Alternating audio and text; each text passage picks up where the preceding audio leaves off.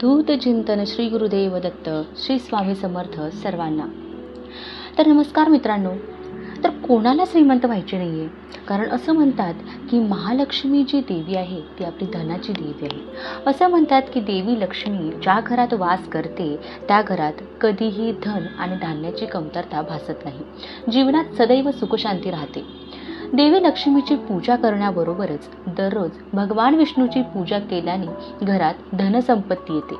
माता लक्ष्मी आणि भगवान विष्णूची पूजा केल्याने घरामध्ये त्यांच्या कृपेने धन आणि ऐश्वर्य वाढीबरोबरच माणसाचा मानसन्मानही वाढतो. अशा लोकांची कीर्ती चारही दिशांना पसरते. ज्योतिषशास्त्रात असे म्हटले आहे की ज्या व्यक्तीवर माता लक्ष्मी कृपा करते त्याला जर पैसे मिळण्याची शक्यता असेल तर त्याला आधीच काही शुभ चिन्हे ही दिसू लागतात. जर तुम्हालाही अशी काही चिन्हे दिसली तर तुम्ही समजून घ्या की तुमच्यासोबत काहीतरी चांगले घडणार आहे. चला तर मग या चिन्हांबद्दल आपण जाणून घेऊया. तर त्यातलं पहिलं लक्षण म्हणजे जर तुमच्या घरात अचानक काळ्या मुंग्या दिसल्या, वर्तुळ बनवून त्यांनी काही खायला सुरुवात केली तर समजून घ्या की तुमच्या घरात महालक्ष्मीजींचे आगमन होणार आहे आणि तुम्हाला अमाप अशी संपत्ती मिळणार आहे. जर त्यांनी त्यांचे घर केले तर मग तो सुद्धा एक शुभ संकेत आहे. हे सुद्धा एक असे लक्षण आहे की तुमच्या जीवनात आता बदल होणार आहे. एक बदल जो तुमच्यासाठी फायदेशीर असेल, तुमच्या कुटुंबासाठी शुभ असेल. परंतु याचा अर्थ असा नाही की तुम्ही त्यांना तुमच्या घरी येण्यासाठी आमंत्रित कराल.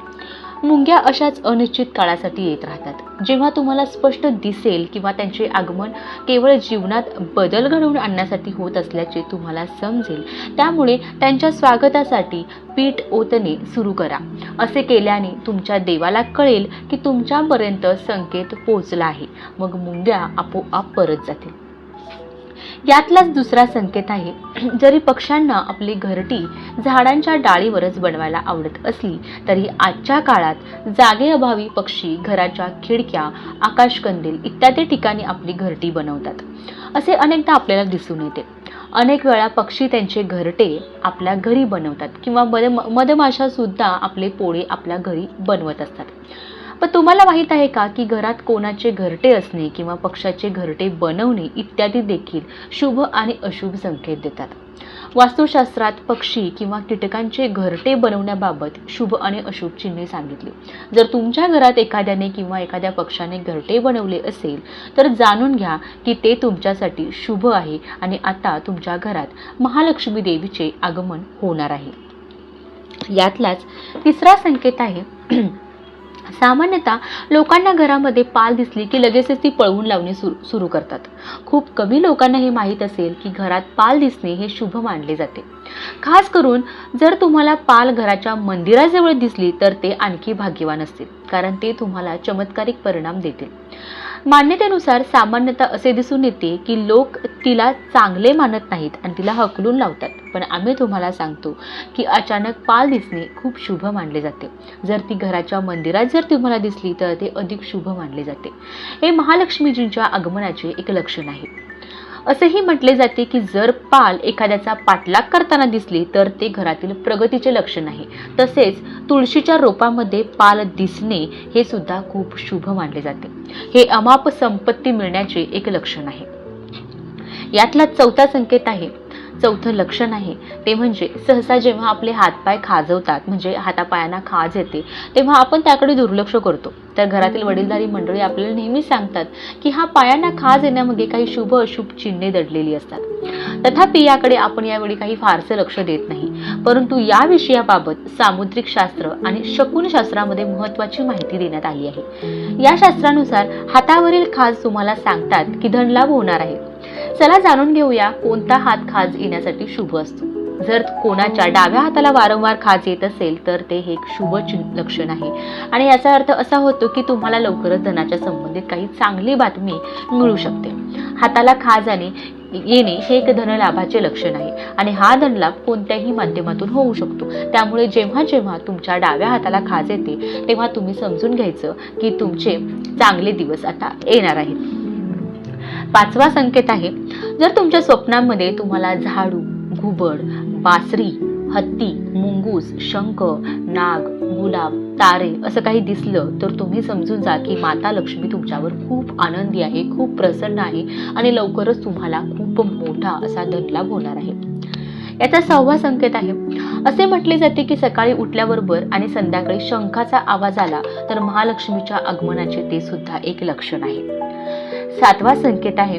जर घराच्या बाहेर तुम्ही गेला आणि तुम्हाला अचानक ऊस दिसला तर हे देखील पैसे मिळण्याचे लक्षण आहे. 8वा संकेत आहे घुबड.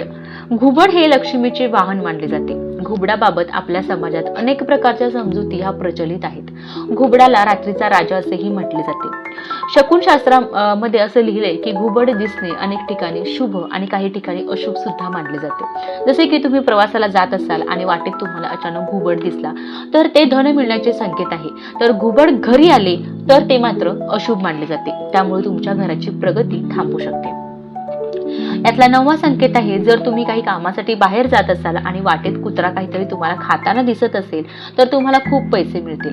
माता लक्ष्मीचे लवकरच तुमच्या घरी आगमन हे होणार आहे. यातला 10वा संकेत आहे. जर तुम्हाला सकाळ सकाळी तुम्ही घराबाहेर पडल्यानंतर कोणीतरी झाडू मारताना दिसलं तर हा देखील एक शुभ संकेत तुम्ही ठरवू शकता. आणि लगातार असे दृश्य तुम्हाला जर सारखे सारखे दिसत असतील तर तुम्ही समजून घ्या की तुमच्या आयुष्यात खूप मोठा धनलाभ होणार आहे. तुम्हाला कुठून तरी नक्कीच पैसे मिळणार आहेत. जर तुम्हाला पहाटे कोणीतरी घर झाडताना जर दिसले तर हा संकेत आहे की तुम्ही खूप श्रीमंत होणार आहात आणि तेही लवकरच. तर बघा, स्वप्न पाहणे ही एक सामान्य प्रक्रिया आहे. बरेच लोक स्वप्न पाहतात. विशेषतः लोकांना रात्री जास्त स्वप्ने पडतात. काही स्वप्ने वाईट असतात, काही चांगली असतात आणि काही खूप भीतीदायक सुद्धा असतात, जी आपल्या जीवनावर महत्त्वपूर्ण प्रभाव पाडतात. तुमची शुभ आणि अशुभ चिन्हे घेऊन येतात. अनेक जणांनी स्वप्नात स्वतःला झाडू मारताना किंवा झाडताना स्वतःला पाहिले असेल तर ते खूप चांगलं लक्षण मानलं जातं. आपल्या हिंदू धर्मामध्ये झाडूला विशेष असं महत्त्व आहे. झाडूचा अनेक शुभ आणि अशुभ चिन्हांशी संबंध आहे. जर तुम्हाला ही अशी लक्षणे, अशी स्वप्न जर दिसली तर ते देखील एक लक्षण आहे की तुम्हाला लवकरच कोणत्या ना कोणत्या मार्गाने पैसे मिळणार आहेत. तर मित्रांनो, आजचा व्हिडिओ तुम्हाला कसा वाटला कृपया मला कमेंट करून नक्की सांगा. अशी ज्ञानवर्धक शास्त्रे, अशी ज्ञानवर्धक माहिती जाणून घेण्यासाठी माझ्या चॅनलला सबस्क्राईब करा आणि घंटी दाबायला विसरू नका, जेणेकरून मी जेव्हा जेव्हा व्हिडिओ टाकू तेव्हा सर्वात पहिला तो तुमच्यापर्यंत येऊन पोहोचेल. तर व्हिडिओ शेवटपर्यंत पाहिलात त्याबद्दल धन्यवाद. श्री स्वामी समर्थ. जय जय स्वामी समर्थ.